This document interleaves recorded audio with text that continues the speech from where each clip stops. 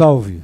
Você está no terceiro milênio e a cultura do terceiro milênio é a cultura racional contida nos livros Universo em Desencanto. E sempre falamos de pensamento, imaginação e raciocínio.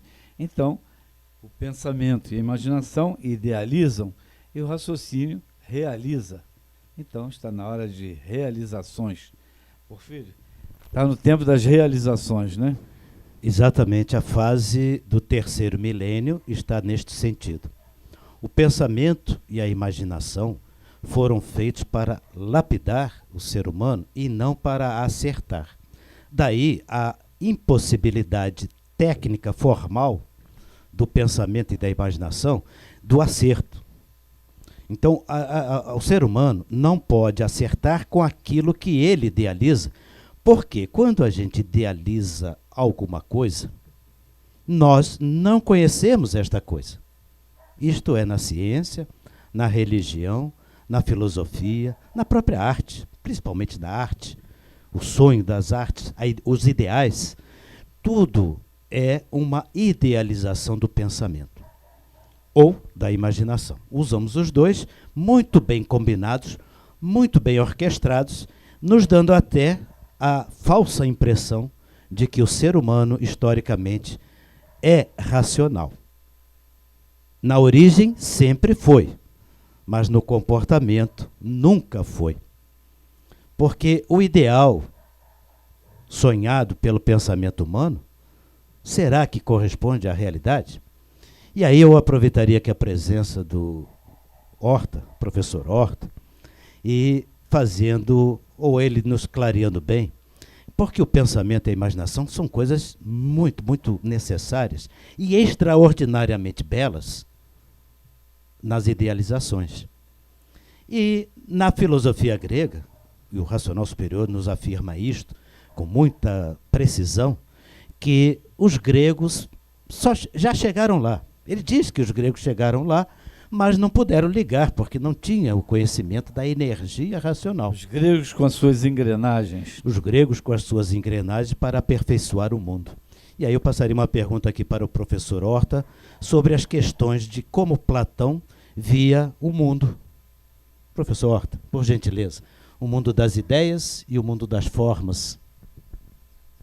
Aí temos duas formas de conhecimento para desdobrar aí. O conhecimento que a gente pode chamar de conhecimento indireto e o do conhecimento direto. O conhecimento indireto é indireto pelo fato de surgir e depender das nossas academias. Por isso, indireto. E de onde vem tudo que facilitou para a gente chegar até aqui, passando pela filosofia, pela religião, artes e ciências. Então, esse é o conhecimento indireto, porque depende das nossas academias. Temos também o conhecimento direto. O conhecimento direto, por quê? Porque é o estudante e o divino. E esse conhecimento direto é o conhecimento transformador, enquanto o indireto não. O indireto é as formas de conhecimento que nós sabemos, conforme já foi dito aí. Então, com relação a Platão, o que temos de Platão? Diz ele que lá no ponto do alto estaria lá, para ele, as puras e as perfeitas formas. Enquanto aqui, fora dele, cá, nós temos aquilo que seriam as cópias, que ao longo do tempo se apagam. Enquanto lá, nas puras e nas perfeitas formas, no caso, a verdade.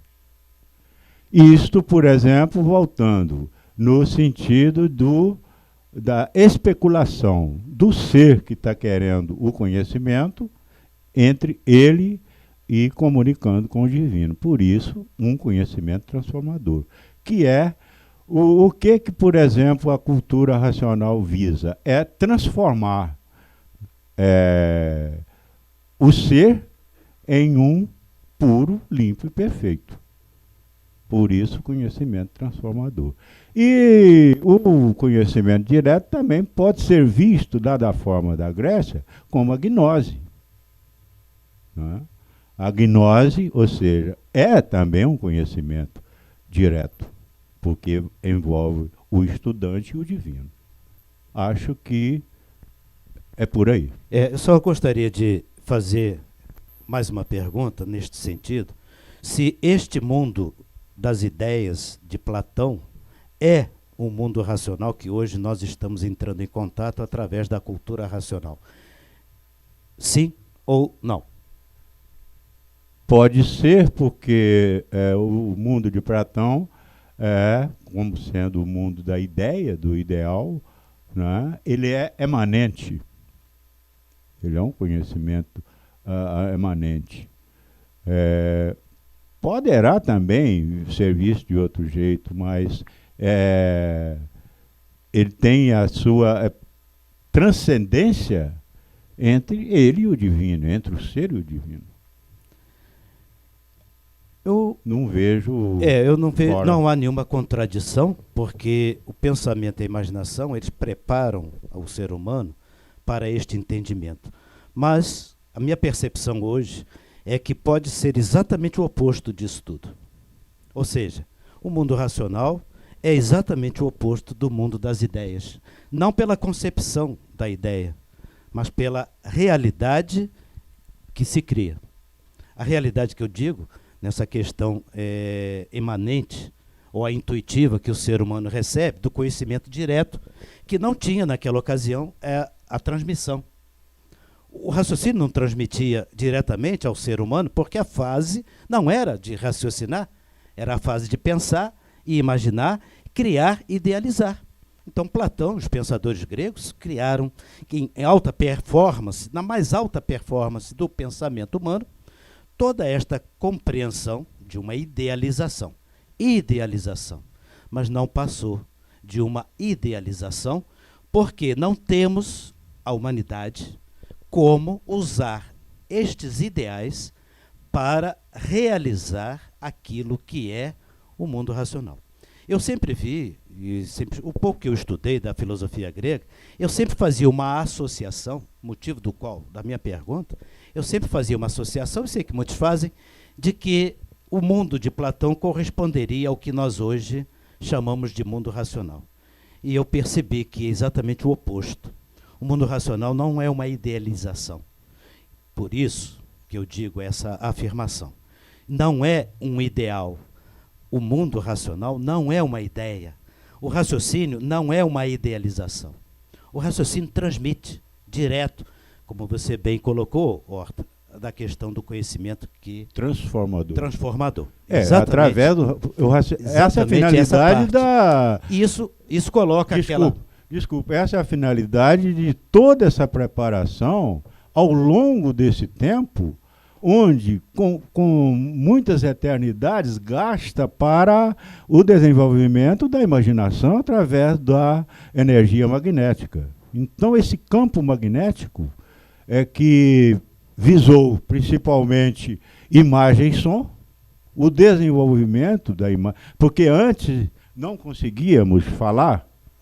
Então, a questão da imagem e som é que amarra toda a imaginação feita pelo campo magnético. E feito essa cama, veio a fase do campo elétrico para aperfeiçoamento disto. Apenas aperfeiçoamento. E não para definição. Não para estruturar som e imagem. E agora, uma vez tendo tudo isso pronto, montado, entra a terceira fase, que é a fase do raciocínio, para que tudo isso se transforme, né? Transforma para o divino, no caso, né?